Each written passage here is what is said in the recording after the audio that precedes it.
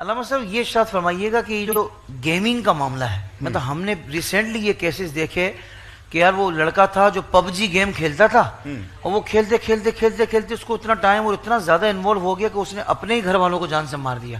یہ بالکل سچے واقعات ہیں اور بہت افسوسناک واقعات ہے کہ ماں باپ کو بچے نے قتل کر دیا کیونکہ اس کی ذہنی حالت ایسی ہو گئی۔ اب بچوں کو یہ اس طرح کی گیمنگ سے اور اس طرح کے کارٹون سے کیسے روکا جائے؟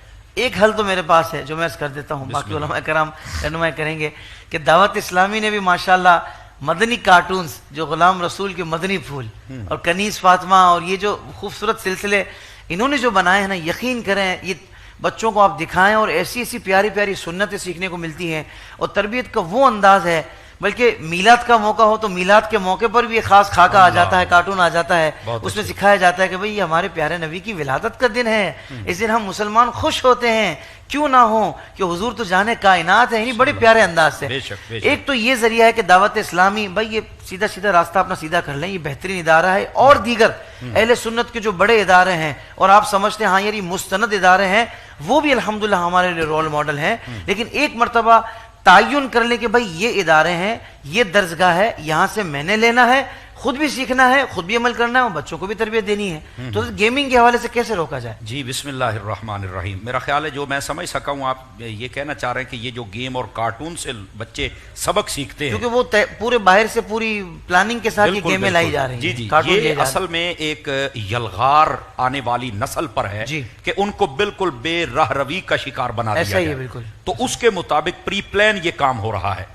تو پہلی بات یہ ہے، جہاں تک میں سمجھا ہوں، اگر میری بات ناظرین بھی غور سے سماعت فرمائیں تو یہ زیادہ کام موبائل کے ذریعے سے ہوتا ہے، زیادہ کام۔ جی صحیح۔ تو موبائل سے کیسے بچا جائے، یہ بھی تو ایک سوال ہے نا، اس سے کیسے بچا جائے؟ تو اس کی مثال جو میں نے بزرگوں سے سنی ہے میں آپ کو سنا دیتا ہوں، اللہ کر کے سمجھ آ جائے۔ وہ فرماتے ہیں دیکھیے کہ ہمارے گھر میں ایک گاڑی آتی ہے، ہم اس گاڑی پہ چڑھ کے آتے ہیں، ہم نے آ کے گراج میں اس کو لاک کر دیا ہے، چابی ہم نے الماری کے اندر لٹکا دی ہے۔ کیا کبھی ایسا ہوا ہے کہ وہ گاڑی جو ہم نے گراج میں کھڑی کی ہے اس کو ہم اپنے بیڈ روم میں لے کے آئے ہوں اور اپنے تکیے کے نیچے رکھا ہو؟ بہت اچھے، یہ سوچنے کی بات ہے نا، کیا کبھی ایسا ہوا؟ نہیں ہوا۔ ایک مرتبہ بند ہے، بس صبح ہی جانا ہے۔ اسی طرح اس موبائل کو بھی اس گاڑی کی صورت پہ لے کے آئیں، بہت اچھے، جب گھر جائیں اس کو لاک کر کے رکھ دیں بچوں کی پہنچ سے دور۔ بہت اچھے۔ یہاں پر یہ سوال ہوتا ہے کہ بھئی اب تو بچے اس کے بغیر رہتے ہی نہیں ہیں، تو پھر اس کا سادہ سا جواب ہے کہ یہ جو خود یا اس کی دادا دادی تھے وہ بھی تو موبائل کے بغیر رہی ہے نا، بالکل۔ تو اب یہ بات جب ہم کرتے ہیں تو یہ کہتے ہیں یہ تو کوئی پچھلی دنیا کی مولانا بات کر رہے ہیں۔ نہیں، اس وقت موبائل نہیں تھا تو پھر بچوں کو چپ کرانے کے لیے، بچوں کو مصروف رکھنے کے لیے، بچوں کی تربیت کے لیے پھر کیا تھا؟ بہت اچھے، یہ بھی تو ایک بات ہے نا۔ تو وہ کیا تھا؟